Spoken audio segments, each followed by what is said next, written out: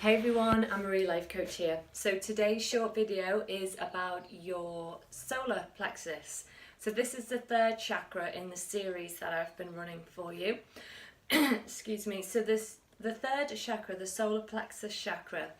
The first three lower chakras are the physical chakras. These are the ones that kind of create our identity, our physical identity, if you like. So your kind of physical mind rather than your spiritual mind. So as I've talked on the other videos, please go back and watch if you don't know about the chakras. I do explain the root, which is your first chakra, your sacral chakra, which is your second chakra, in more detail, and what they mean to you and the stages of development that they go through, and that it brings up the energy with it. So any beliefs, any conditioning, any experiences, any memories, all the beliefs that we accumulate in these lower two chakras, which are about survival, trust, instincts, family bonding. Then the second chakra is all about your relationships, your sexuality, how you relate to other people, where you fit in, etc. How loved are you, the inner child. Then we move up to our solar plexus, which is about differentiating. So you being different, who are you? You're finding your own individuality, if you like. So all this energy, good and bad, has moved up to your solar plexus, which is your power center.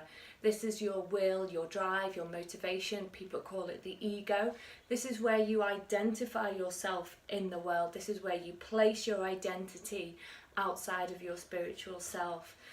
So what messages did we receive about ourselves growing up? This is all going to come into play and manifest out into our reality through our solar plexus chakra, and the colour for that is yellow. This is about confidence. So how confident do you feel? When you walk into a room full of strangers, what do you tell yourself? Do you try and hide away? What negative self-talk do you have? Are you okay speaking up in meetings, etc.?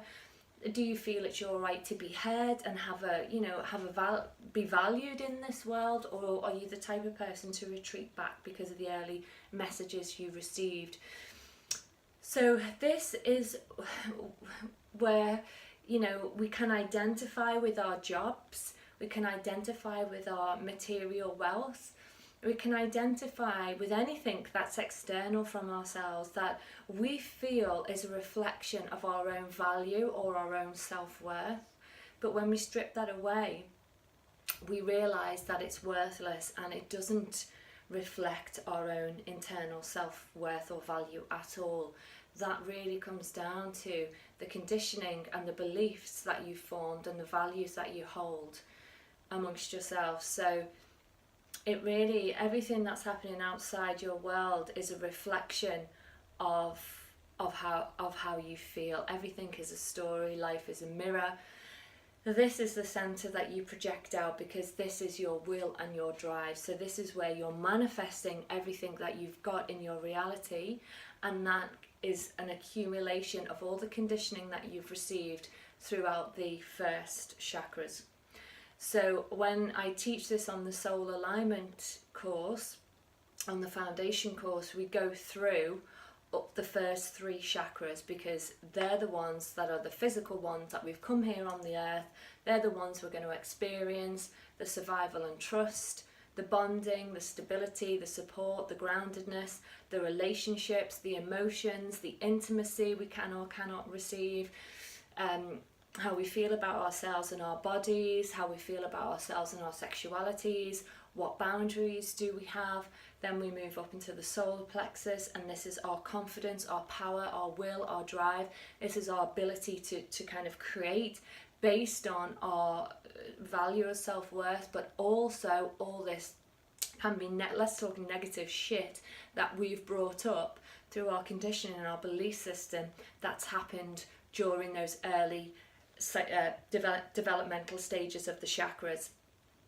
So I hope this helps. If you want to nurture your solar plexus chakra, then bring in more colours of yellow.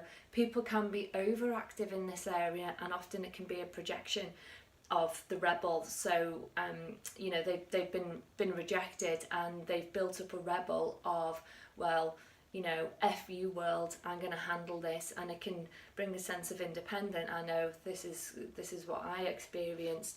You go from the people pleaser as a child, trying to conform and get that emotional bonding and nurture that you need, and then when you realize that that's not working, quite often you can step into rebel mode. So there's something called subpersonalities that I teach as well, which is amazing. It's the work of Dr. Helen Sidra Stone, the psychology of self, saying that we have these multiple selves that live within us, and they're just identities that we form attached to, and they drive our behavior, but they're not actually us. So by becoming aware, becoming the self-aware ego, we can change our behavior, because we can become aware of who's kind of driving that behavior that we're displaying at that time. So the rebel can be, well, you know, I don't need anyone, I can do this on my own, etc., which has its good and its bad points, and at some point you might want to change that energy so you can work in unison with other people, or have a relationship with another person where you allow yourself to become comfortably vulnerable, so that you can share a more of a equal bond with somebody. So I hope that makes sense. But any questions, you can always email me at iam@anmarielifecoach.com, and I'm running the first soul awakening, which is like a soul alignment chakra coaching foundation course, in October the 13th to 14th. It's 2 days, and that can lead on to the practitioner course, or you can train and become a soul awakening master practitioner. All details are on my website, so any questions, just ask. Take care.